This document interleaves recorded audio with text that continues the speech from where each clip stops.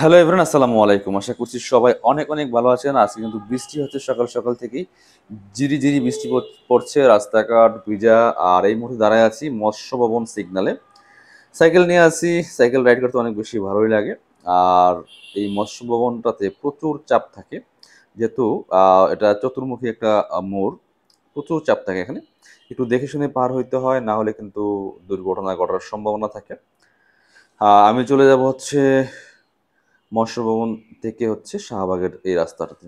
আর এই মৎস্য ভবন থেকে শাহবাগের রাস্তাটা একটু নিরিবিলি থাকে, ছিমছাম। আর এই রাস্তার দুই পাশে গাছপালা আছে, ভালোই লাগে, পরিবেশটা একটু ব্যতিক্রম। আপনি দেখবেন যে মৎস্য ভবন থেকে শাহবাগ পর্যন্ত এখানকার আবহাওয়াটা একটু চেঞ্জ থাকে। কারণটা কি?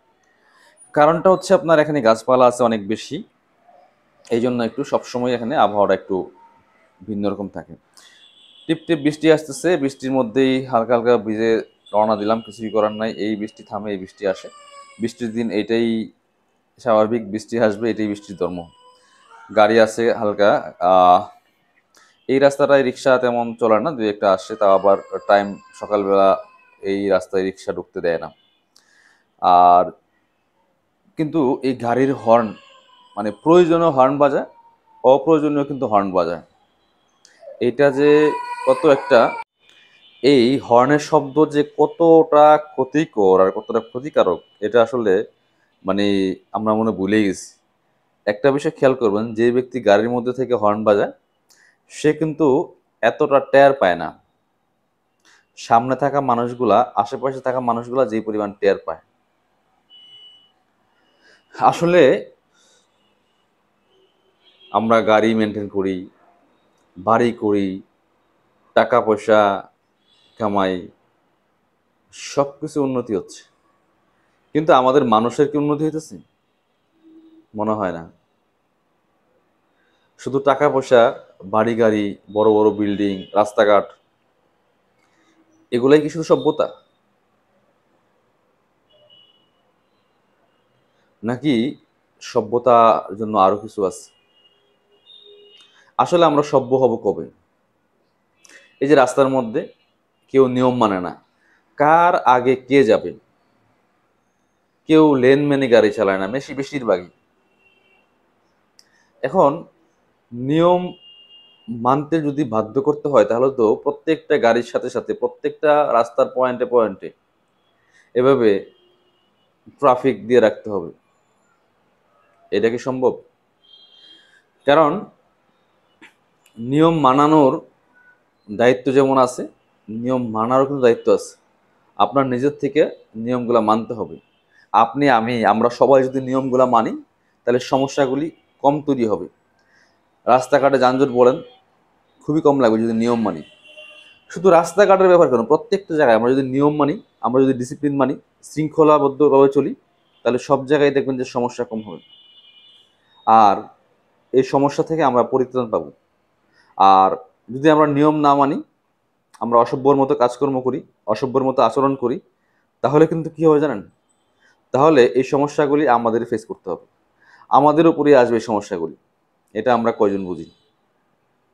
আমি জানি আমার মতো আপনারাও এই রাস্তার হর্ন নিয়ে বেশি বিরক্ত, কিন্তু যারা প্রাইভেট গাড়িতে চড়ে তারাও তো হর্ন বাজায়। ড্রাইভার বাজাচ্ছে, পিছনে যে বসে আছে গাড়ির, উনি তো বলতে পারে, ওনাকে দোষ দিয়ে লাভ কি? কারণ ওই যে বললাম, নিয়ম মানে না। কারণ উনি হর্ন বাজাতে অনেক সময় বাধ্য হয়। ওই যে বলছি, প্রয়োজন অপ্রয়োজন, অপ্রয়োজন যেমন বাজায়, প্রয়োজনেও বাজায়। কারণ নিয়ম মানলে কিন্তু এত পরিমাণ হর্ন বাজানো লাগতো না। সবাই যদি সবার লেন মেনে চলতো, নিয়ম মেনে রাস্তাঘাট পার হইতো। এবং দেখবেন অনেক মানুষ রাস্তার, মানে ফুটপাত দিয়ে না হাঁটে, রাস্তা দিয়ে হাঁটা শুরু করে। আরে ভাই, রাস্তা তো হচ্ছে গাড়ি চলার জন্য। কেউ মন চাইলো রাস্তার পাশে একটা গাড়ি পার্কিং করে দাঁড়ায়, উনি হয়তো ওনার কাজ সারতেছে। কিন্তু যত্র তত্র পার্কিং করা কি ঠিক? কখনোই ঠিক না। এই বিষয়গুলো আমাদের বুঝে আসে না, কবে আসবে বুঝে, আর কবে হবে পরিবর্তন। আমরা সবাই পরিবর্তন চাই, কিন্তু নিজেরা পরিবর্তন হইতে চাই না। আরে ভাই, আপনি যদি পরিবর্তন না হন, অন্যকে কিভাবে পরিবর্তন করবেন? অন্যকে পরিবর্তন করার দরকার নাই। আমরা সারা দুনিয়া পরিবর্তন করে ফেলতে চাই, কিন্তু নিজের পরিবর্তনটা দেখি না। সবার আগে নিজেকে পরিবর্তন করতে হবে, না হলে কোনো কিছুই পরিবর্তন হবে না। কারণ নিজেকে দিয়ে পরিবর্তন শুরু করতে হবে, যে আমি আজকের থেকে এই কাজগুলা করব না এবং ভালো কাজগুলা করব। যে কাজগুলোতে সমস্যা তৈরি হবে, মানুষের ভোগান্তি তৈরি হবে, অসুবিধা তৈরি হবে, সেই কাজগুলা করব না। যে মানুষের সুবিধা হয়, অসুবিধা না হয়, সেই কাজগুলা করব। এবং আমি যেমন করব না, অন্যকেও এই কাজগুলা না করার জন্য উৎসাহ যোগাবো এবং ভালো কাজগুলি করার জন্য আহ্বান করব। এটা হওয়া উচিত আমাদের ইচ্ছা। কারণ মানুষ ইচ্ছা করলে সবই পারে। তবে এই সমস্যা একদিনে সমাধান হবে না, রেগুলার প্র্যাকটিস করতে হবে। আর আসলে যেহেতু আমরা নিয়ম মানি না, সব কিছু আপডেটেড ভাই, এই আধুনিক জামানায় সিস্টেমে সব কিছু করা সম্ভব। সিস্টেম ডেভেলপ করেন, মানুষ নিয়ম মানতে বাধ্য। সিস্টেম ডেভেলপ করেন। সারা দুনিয়ায় কী হয়েছে, পৃথিবীর অনেক জায়গায় ট্রাফিক লাগে না। আপনি নিয়ম মানবেন না, অটো আপনার সেই গাড়ির নামে নোটিশ চলে যাবে, জরিমানা হয়ে যাবে, আপনার বাসায় ঠিকানা পর্যন্ত চলে যাবে। তো আসলে আমরা যদি বলতেছি ডিজিটাল দেশ, ডিজিটাল সব কিছু, এত আধুনিক জামানায় আমরা কেন তো পিছিয়ে আছি? আমরা কেন সিস্টেম ডেভেলপ করতে পারি না? কারণ আমরা মানুষ, বাংলাদেশের মানুষ এরকম হয়ে গেছি, আমরা অসভ্যতাকে সভ্য মনে করি। তাই আমাদের জন্য নিয়মগুলা কড়াকড়ি করতে হবে। দেখবেন নিয়মগুলা কড়াকড়ি করেন সবার জন্য, টপ টু বটম, কারোর জন্য ছাড় নাই। আপনি ওই একজনের জন্য নিয়ম বানাবেন, আরেকজনের নিয়ম বানাবেন না। একজনকে আপনার উল্টা যাই দিবেন, আরেকজন যাই দিবেন না, তাইলে হবে না। যেই হোক রাষ্ট্রের, টপ টু বটম সবাইকে নিয়মের মধ্যে আসতে হবে, সবাইকে নিয়ম মানতে হবে। তখন কি হবে? তখন সব কিছু সিস্টেমে আসবে। ওই যে উনি বিআইপি সিআইপি, ওনার জন্য সব মাফ, আর আপনার সাধারণ মানুষের জন্য